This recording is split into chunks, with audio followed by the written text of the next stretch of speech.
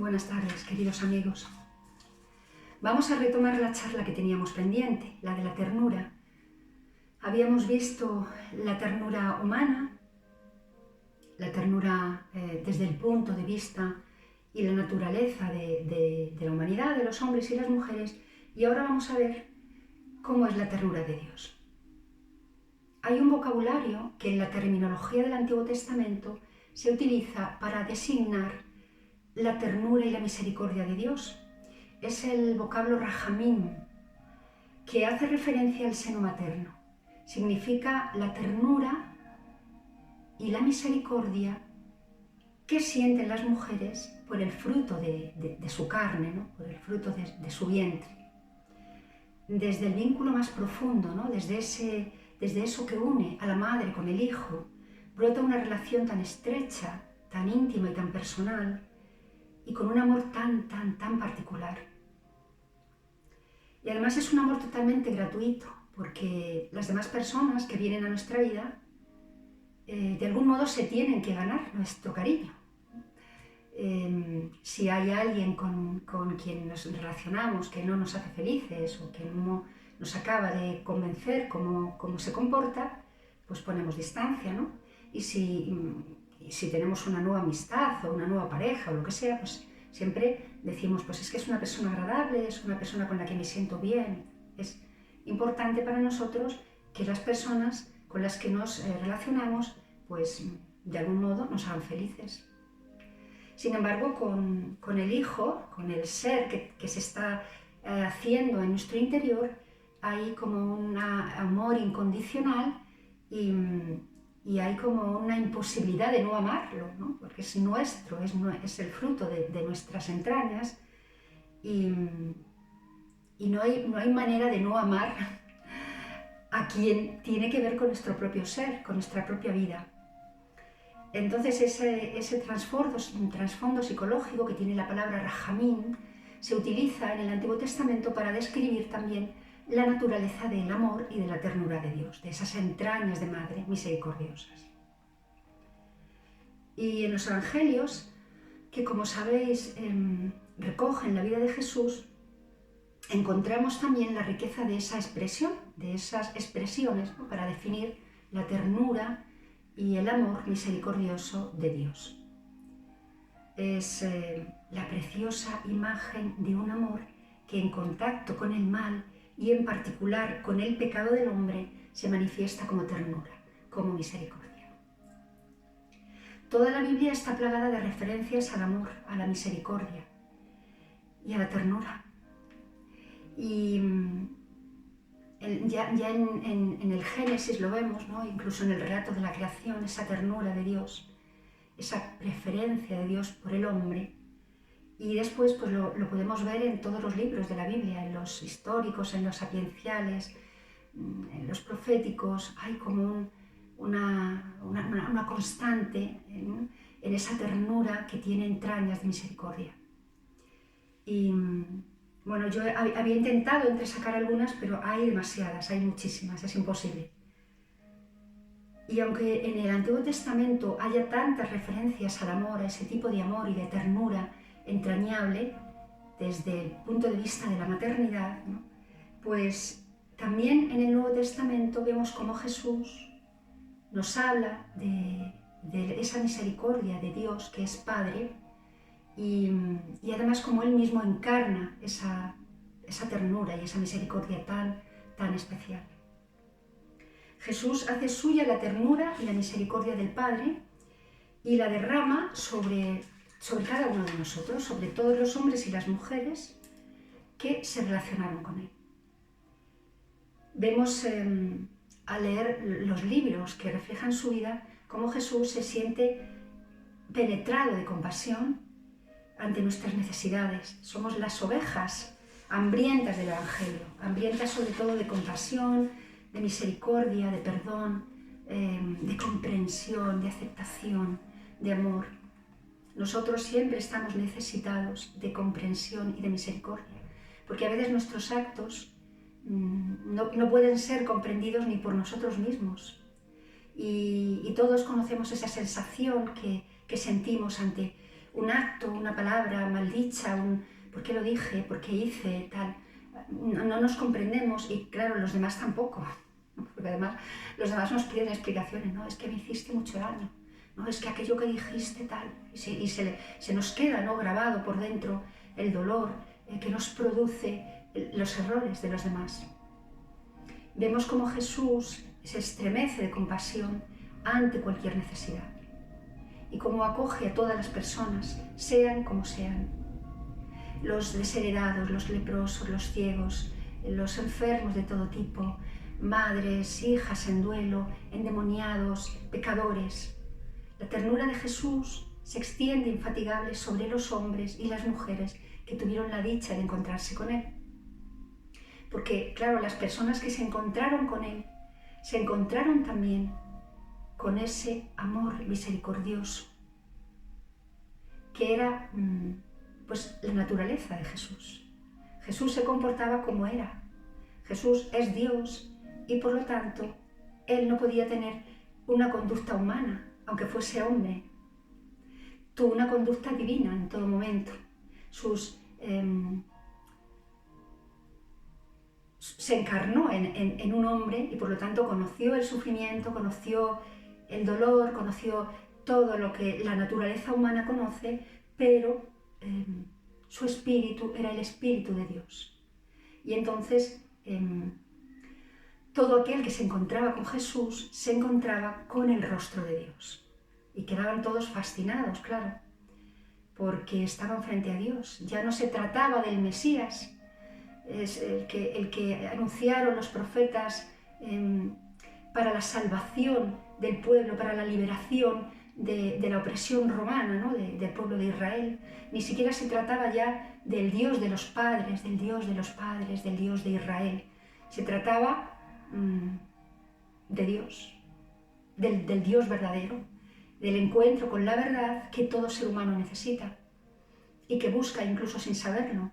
Se trataba del amor incondicional, del encuentro así con mayúsculas, en definitiva, que se tiene que dar en todo ser humano para que éste pueda funcionar en todo su potencial y con toda la felicidad a la que está llamado, ¿no? Un encuentro real, pleno y transformador.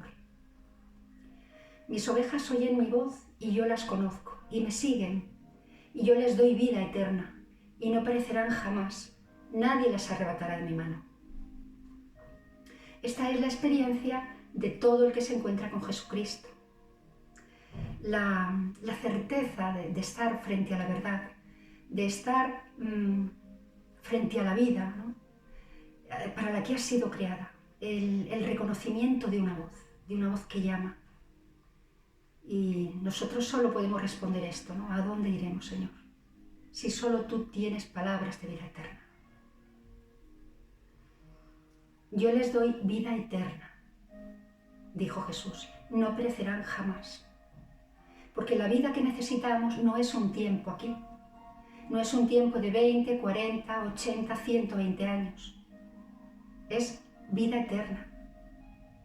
Y no una vida cualquiera, claro, una vida feliz, en la que el amor, que es lo que de verdad necesito, se me dé en abundancia.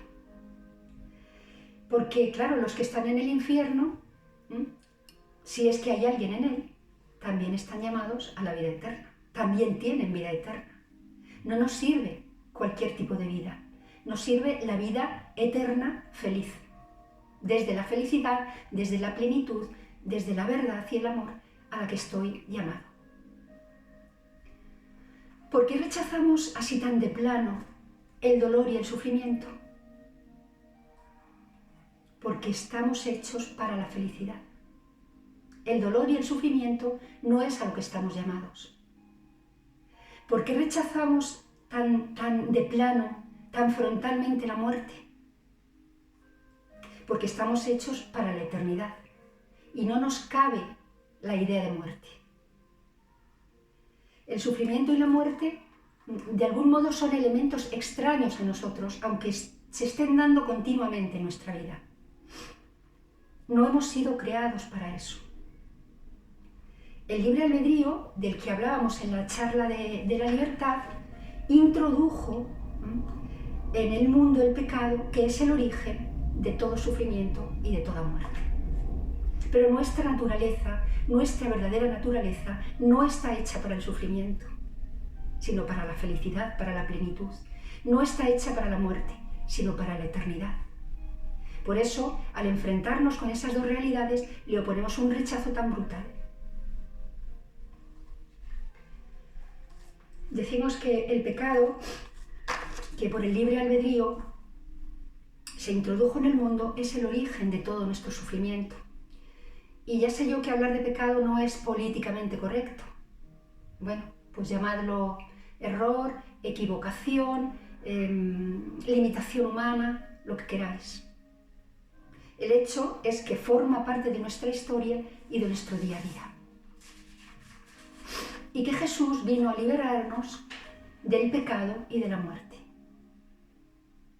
Jesús no fue el primer miembro de la primera ONG del mundo. Aunque haya personas que creen que la Iglesia es un lugar en el que, por encima de todo, lo que se tiene que dar es caridad, caridad humana.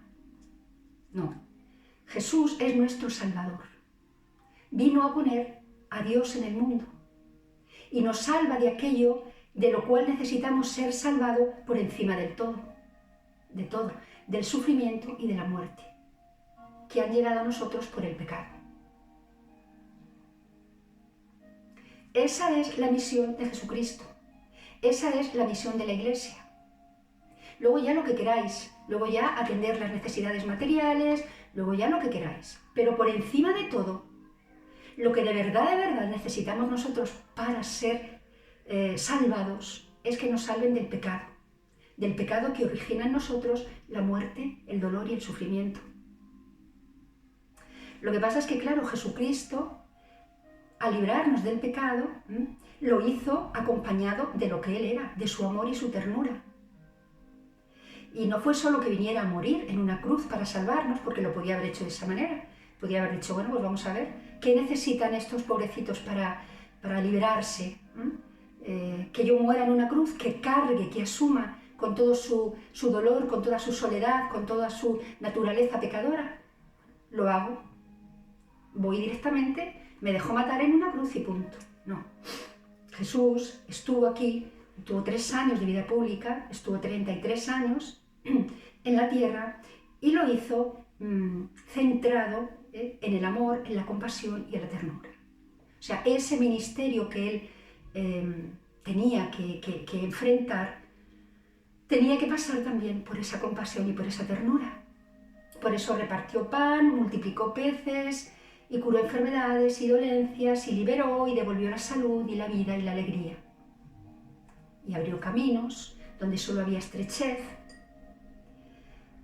Podía haberlo hecho de otro modo, pero él, que es amor y ternura, pues no podía renunciar a ser quien era. Y por lo tanto, ¿qué recibimos de él? Recibimos la salvación, la vida eterna, pero acompañadas, envueltas en su amor y su ternura.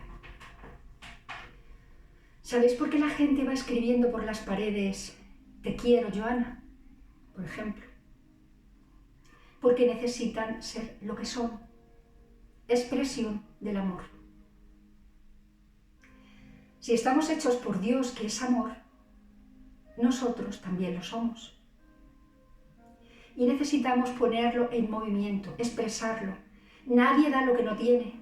Nadie se puede expresar de un modo pues en que no esté en su interior, ¿no? No se puede pedir peras al olmo, decimos.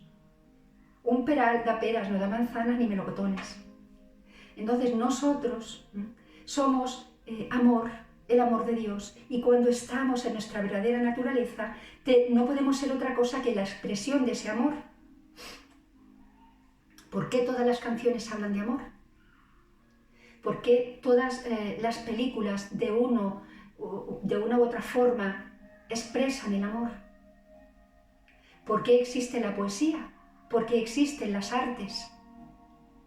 Pues para expresar eso que somos, amor y belleza. Son canales que los seres humanos utilizamos para expresar lo que somos. Por eso necesitamos escribir en una pared, te quiero Joana, o escribirlo en una libretita, o ir poniendo corazoncitos, como hacen los adolescentes, en los cuadernos y tal. Por eso yo a veces me sorprendo a mí misma poniendo una imagen en el WhatsApp de una chica haciendo pompas de jabón que son corazones. Porque eso, de algún modo, sin saber por qué, me identifico con ello. Porque soy un ser hecho para el amor y para la ternura. Y cuando vemos que en nosotros no aparece ese amor y esa ternura, sino que lo que nos sale por dentro es otra cosa, es ira, es rencor, es orgullo, es soberbia, es necesidad de quedar por encima, es pues todo eso, ¿no? que no es tan bueno, es porque nosotros no estamos siendo nosotros mismos. Estamos siendo contaminados por el pecado. Porque en este mundo sigue habiendo pecado. Y entonces a nosotros nos pincha el pecado, nos pincha el demonio y dejamos de ser quienes somos para ser otros seres. Y entonces nos sale todo eso. Pero no somos realmente así, esa no es nuestra naturaleza. Eso es algo externo que se nos mete por dentro. A veces, no sé si os ha pasado, uno tiene la experiencia de encontrarse con alguien en quien se reconoce a sí mismo. Y hay frente a esa persona como una sensación de estar en paz. De estar... es difícil, ¿no? Es difícil explicarlo. Pero de estar como frente a uno mismo o frente a Dios. Los que tenemos experiencia de búsqueda, ¿no? de estar frente a Dios, conocemos esa paz, esa intimidad que nos hace estar en calma, que nos hace estar a gusto, que nos hace estar bien. Y eso a veces lo sentimos frente a determinadas personas y con otras se da justo el sentimiento opuesto. Hay una sensación de guerra interior, de que esta persona saca lo peor de nosotros y de que cuando la perdemos de vista, pues como que se nos quita un peso de encima. Hay que estar atentos, ¿no? a esos encuentros y claro, cuando lo que veamos sea esto último que yo acabo de decir, rechazar.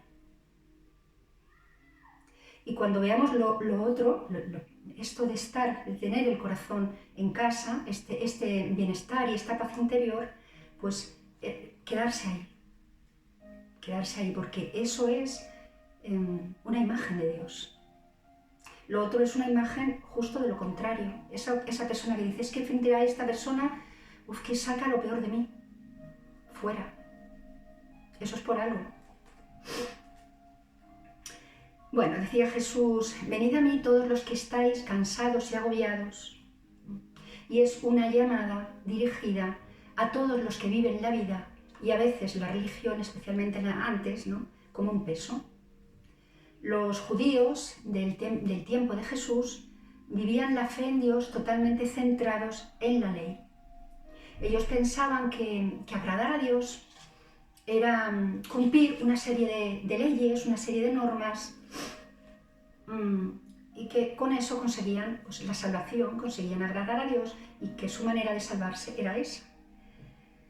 Y entonces eran un montón de normas y de leyes que complicaban muchísimo la vida de la gente. La gente sencilla se sentía agobiada, pero como que cargaba sobre sus hombros con un peso importante, porque no tenía nada que ver todo aquello con la alegría de un Dios salvador, de un Dios alegre, de un Dios que nos quiere felices y que lo que quiere es liberarnos, que fue lo que Jesús nos trajo. Jesús lo sabía y por eso los invitaba. Venid a mí todos los que estéis cansados y agobiados, y dice, que yo os aliviaré. Cuando se ponían frente a Jesús notaban un alivio, un respiro, porque ya no se trataba de cargar con todas esas leyes que eran pues eso, un peso, ¿no? Se trataba de cargar con una liberación. Porque cargad con mi yugo, porque es llevadero, y con mi carga, porque es ligera. El yugo que trajo Jesús era una liberación, ¿no? Y venía a liberar de todas esas prohibiciones que los judíos de aquella época tenían. los señores sapientísimos de entonces, los levitas, los fariseos, los sacerdotes, bueno, pues en su deseo de hacer las cosas bien, como tenían un día dedicado al Señor, que era el sábado, ese día pues era un día fenomenal, dedicado a honrar y a alabar a Dios, como nosotros tenemos el domingo. Pero claro, en su afán por hacer las cosas bien y por dedicárselo entero al Señor, pues no podían hacer nada prácticamente. No es solo que no pudieran trabajar, es que había normas para todo. ¿Es lícito en sábado atarse una sandalia? Claro, se consideraba un esfuerzo.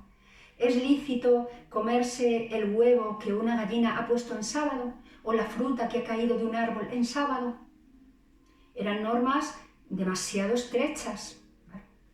Solo se podía andar un trecho, solo se podía hacer muy poquitas cosas. Entonces la gente tenía que seguir viviendo y se sentían muy agobiados, ¿no?, con toda esa carga de leyes y de normas. Y entonces viene Jesús y les dice: aprended de mí, que soy sencillo y humilde de corazón, y dejaos de tanta ley y tanta historia, y amad a Dios en espíritu y en verdad. Y claro, se ponía delante de los fariseos, que le acusaban a él cuando curaba en sábado, y los llamaba, pues lo que ya sabemos, sepulcros blanqueados, y les decía: cargáis sobre los hombros de la gente unas cargas pesadísimas. Y cuando le llamaban la atención porque curaba a un paralítico o un ciego o un endemoniado en sábado, pues el Señor les decía: ¿quién de vosotros a quien se le caiga un animal o un hijo a un pozo no lo saca de ahí porque sea sábado? ¿Qué esperáis que haga? ¿Que no lo cure hoy? ¿Que me espere a mañana? No se hizo el hombre para el sábado, sino el sábado para el hombre. Es el sábado, es la ley la que tiene que estar al servicio del hombre, no el hombre quien tiene que estar al servicio de la ley. Y entonces las personas que se encontraban con Jesús y le oían hablar de esta manera sentían un alivio tremendo. No solo porque curara sus dolencias, no solo porque los mirara con un infinito amor y una infinita ternura, no solo porque les condujera frente al verdadero rostro de Dios, sino también porque les liberaba de todo aquello. Y Jesús se convirtió en un problema para los fariseos, que estaban tan atados a sus leyes que eran incapaces de ver, de liberarse de todo aquello y ver lo que Jesús traía. Una pena. Decía: si cargáis con mi yugo, que es ligero, si aprendéis a vivir de manera diferente, fijándoos en mí, encontraréis descanso para vuestras vidas. Jesús libera de agobios, no los introduce. Hace crecer la libertad, no la servidumbre. Nos atrae hacia el amor, no hacia las leyes. Y despierta en nosotros la alegría, no la tristeza. La gente de la que nos habla Jesús, pues como nosotros, igual que nosotros, pues conocía muy bien los agobios, el cansancio, los desengaños, la precariedad, la soledad.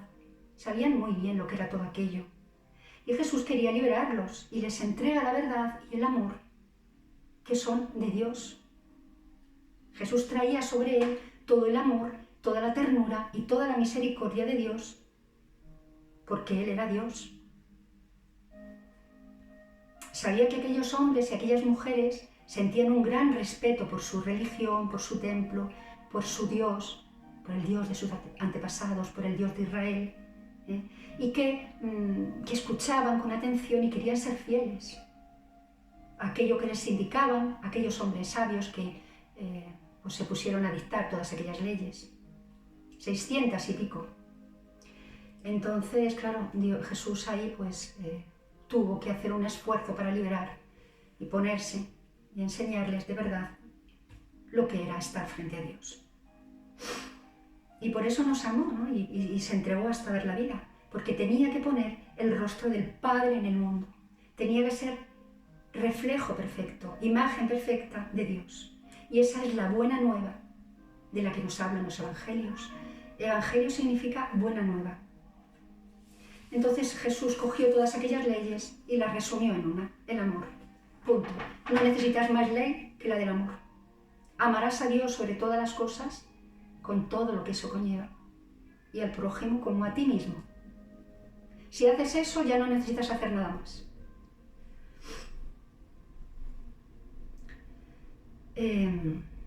La ternura de Jesús es signo del amor infinito del Padre. Estaba siempre atento a las necesidades de los hombres. No se fijaba en los más importantes, como hacemos nosotros, sino en aquellos que más le necesitaban. Allí donde había necesidad, allí estaba Jesús. Por ejemplo, fijaos, entra en la piscina de Bethsaida, que era un lugar que tenía como unas aguas subterráneas que de vez en cuando se agitaban. Y entonces entre ellos había la creencia de que esas aguas cuando se agitaban tenían un poder de curación. Y entonces siempre estaba la piscina llena de enfermos, de ciegos, de tullidos, de endemoniados, de todo tipo de enfermedad, de enfermos. Y entonces cuando se agitaban las aguas se metían dentro y esperaban ser curados. Y entonces Jesús llega y se encuentra con un montón de hombres y de mujeres allí todos enfermos. Imaginaos, ¿no?, el panorama.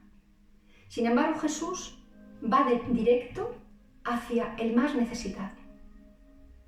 Cuenta el Evangelio que había allí uno que llevaba 38 años esperando que alguien le introdujera en el agua, porque él era paralítico y no podía. Entonces Jesús se le acerca y va directo a él y le dice: ¿qué necesitas? Pues ¿qué voy a necesitar? Necesito que alguien me meta en el agua, porque soy paralítico y cuando el agua se empieza a mover se lanzan todos los demás y yo me quedo el último. Y entonces Jesús le cura y le dice: toma tu camilla y vete. Queda curado. Y entonces el hombre se levanta y coge su camilla y ya están ahí los fariseos con el dedo apuntando que este hombre había hecho una curación en sábado y que el otro había cogido una camilla. Una camilla, pues una especie de carrito o algo que llevaba para poderse desplazar el pobre. Entonces le acusaban de que, claro, como eso suponía un esfuerzo y en sábado no se podía hacer esfuerzo, no cojas tu camilla. Y él dice: es que me lo ha dicho aquel que me ha curado. Dejadme de historias, a mí aquel me ha curado y me ha dicho: coge tu camilla y adelántate y vete. Y a Jesús no le iban esas pamplinas y esas tonterías. Cuando le iban a pedir explicaciones, pues les daba detrás de las orejas, bien dado, ¿no? Como decimos nosotros aquí en lenguaje coloquial. ¿Qué me estáis hablando? Y entonces Jesús se convirtió en un enemigo del pueblo judío, de los fariseos. Bueno, pues vemos que Jesús tenía una sensibilidad exquisita y una percepción agudísima y extraordinaria para ver lo que había en cada persona, en cada ser humano, para detectar la necesidad. Es curioso porque a veces uno se pregunta ¿por qué? ¿Por qué fue derecho Jesús a aquella necesidad? ¿Por qué iba Jesús derecho a la necesidad? Pues porque el amor es así. El amor nos hace lúcidos, nos hace detectar la necesidad del ser amado. Yo cuando mi hija me llama por teléfono, solo con que me diga hola mamá, ya sé cómo está. Y si en ella hay una necesidad, rápidamente la detecto. María, ¿qué tal hija? ¿Te pasa algo, mi vida? Rápidamente, por la voz nada más, porque es mi hija y tengo todo el corazón volcado en ella. El amor siempre nos da luz. A ti te viene a contar Pepita, la del barrio, pues que lo que ha hecho de comida ese día, y a lo mejor pues estás diciendo: qué pesada esta mujer, a mí qué me importa. O te viene a contar una cosa de no sé qué, que no te interesa para nada. Ahora, si viene y te dice: oye, se ha muerto mi marido el otro día, o me han detectado un cáncer, o tengo tal o cual preocupación, la situación es otra. Si tú eres una persona con un poco de empatía y un poco de sensibilidad, tú ahí ya te pones a escuchar. Te paras y empiezas a atender la necesidad de esa persona. Se despierta en ti el amor. Y el amor es eso, es luz y es capacidad para quedarse, para asumir, cargar de algún modo con la necesidad también de la persona. Jesús vemos también, ¿no?, con cuánta ternura se comportaba frente a a cualquier necesidad, ¿no?, pero frente a los leprosos y los endemoniados tenía como una compasión más fina, porque debía ser durísimo aquello, ¿no? Fijaos en los leprosos que andaban con... Claro, no les permitían entrar en las aldeas, en los pueblos, porque la lepra era una enfermedad muy contagiosa. Y entonces los mandaban estar por el campo y tenían que ir con una especie de cascabeles haciendo ruido para que la gente detectara su presencia. Y además tenían que decir impuro, impuro. De manera que si alguien salía del pueblo, de la población, pues los escuchara y supiera que ahí no se tenía que acercar. Era una situación muy dramática, ¿no? Un proscrito en toda regla. Bueno, pues Jesús iba al encuentro de esos leprosos que iban perdiendo trozos de carne y los curaba. Y los curaba con su infinito amor y su infinita misericordia. El amor tiene una capacidad tremenda de sanar, de detectar la necesidad y de sanar. No hay persona con la que nos sintamos más cómodos todos, que con la persona que tiene empatía, que tiene capacidad de amar. El amor es sanador. Y además él era Dios y sanaba porque podía sanar. Nosotros solo podemos tocar así muy superficialmente la necesidad de la persona, acompañarla, hacerla nuestra y nada más, no podemos hacer mucho más. Eso ya supone una pequeña sanación, pero Jesús sanaba enteramente de cuerpo y de alma. Y con los endemoniados pues hacía lo mismo. Dice Mateo y Lucas que había un hombre poseído por espíritus inmundos que estaba desesperado, dice el Evangelio. Vivía entre las tumbas, lejos de los hombres, escondido, encadenado. Le ponían cada poco en las manos y en los pies una especie de hierros para impedir que se hiciera daño, pero tenía tanta fuerza y tal que se los arrancaba y entonces con piedras se hería y se abría, andaba siempre pues hecho una pena, ¿no?, por allí gritando. Y entonces Jesús se acercó a él y se acercaba, ¿no?, a este tipo de necesidades y las atendía. El espíritu maligno, sal de este hombre. Y entonces recuperaba la paz y la cordura al instante. El Señor además detectaba finamente y detecta los odios, los amores, las desilusiones, los placeres, las separaciones, los encuentros, los reencuentros, las uniones, los temores, las alegrías y los sufrimientos de cada uno. Y a través de todo su ministerio terrenal nos demostró que conocía aquellas cosas que hieren el corazón humano. Lo vemos en los pasajes del Evangelio que nos dicen que Jesús tuvo compasión. Compasión significa padecer con. Compadecer, padecer con. Claro, él sabía amar con un amor perfecto, un amor que da lo necesario y que libera. No es solo que te quiero, que te escucho con la ternura de Dios, con todo el amor de Dios, sino que hago mía tu preocupación, tu necesidad, que veo tu sufrimiento, no solo que lo veo, sino que lo hago mío y que lo curo, que lo atiendo. Nosotros no sabemos amar de ese modo, casi siempre amamos lo nuestro. O sea, no es solo que amemos poco, sino que amamos mal también, ¿no? Amamos lo nuestro, normalmente, lo que tiene que ver con nosotros, y determinadas personas más. O sea, hay personas con las que te encuentras que no les interesa nada que no esté relacionado con ellos. Entonces, eso es un modo también de amarse a sí mismos. Amar a los tuyos porque son tuyos es un modo de amarte a ti. Tú no amas a tus hijos porque sean tal. No, los amas porque son hijos de. En buena medida. Entonces, claro, eso es una cosa de que hay que estar atenta, ¿no? Porque cuando el amor se da de esta manera, no es amor. Es egoísmo.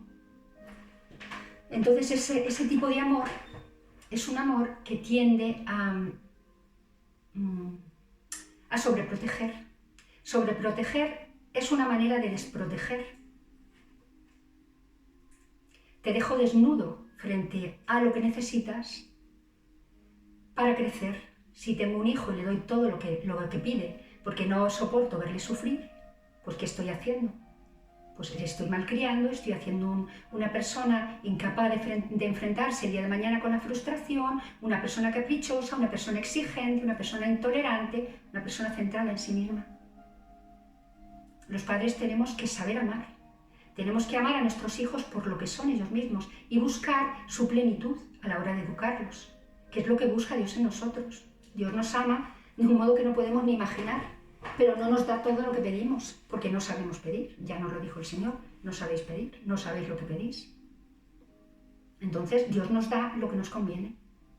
Y nosotros tenemos que hacer eso exactamente con nuestros hijos y con nosotros mismos. Darnos y darles aquello que nos conviene y aprender a decirles no. Es que es fundamental. Bueno, el amor y la ternura que Jesús sentían eran muy distintas a nuestra piedad y nuestra empatía, que son emociones superficiales y efímeras. Su corazón estaba abierto, quedaba al descubierto de toda la necesidad humana, fuera la que fuera, y entonces tocaba, ¿no?, la profundidad de nuestro ser, de nuestro sufrimiento. Se perdía con los perdidos, sentía hambre con los hambrientos y sed con los sedientos, y en la cruz viajó hasta los confines de la soledad para poder así estar a solas con aquellos, ¿no?, que estamos solos, y con todo el dolor y todo el sufrimiento humano. Y claro, aquello acabó con el poder devastador de la soledad, del sufrimiento y de la muerte. Jesucristo fue y sigue siendo el amante más grandioso de la historia, el Dios con nosotros. Conoce todo aquello que nos causa dolor y no solo lo conoce, sino que sabe cómo sanarlo. Y bueno, imposible terminar la charla sin hacer alguna referencia a María, la madre de la ternura. El corazón de María, que no conoció el pecado, asumido de tal modo su maternidad para con nosotros, que nos acompaña día a día. Es la madre de la ternura que sigue paso a paso nuestra vida, que está con nosotros, que está con nuestros hijos y que además nos pone frente a Dios. Decimos, ruega por nosotros, pecadores, ahora y en la hora de nuestra muerte. Nosotros que nos reconocemos incapaces de funcionar en ese amor perfecto que es Dios, y en esa plenitud y en esa verdad perfecta, pues recurrimos a María para que nos ponga frente a Dios y ruegue por nosotros. Y María nos acepta tal cual somos como una madre, porque sabe que Dios nos ama, aunque nosotros no podamos entenderlo, porque claro, nosotros tenemos una capacidad de amor muy pequeña y no nos cabe en la cabeza ese inmenso amor de Dios. Pero ella sí puede verlo, y entonces sabe cómo Dios nos ama, y ella nos ama de ese modo también, con toda la ternura, con toda la misericordia. Y bueno, pues hasta aquí la charla de la ternura, primero la de los hombres y ahora la de Dios. Espero que os haya servido, que os sirva un poco, y pido a Dios que os llene de su amor y de su ternura y que os ayude a construir una vida también apoyada, basada, sostenida por el amor y la ternura. Os mando un abrazo muy fuerte y hasta el próximo día.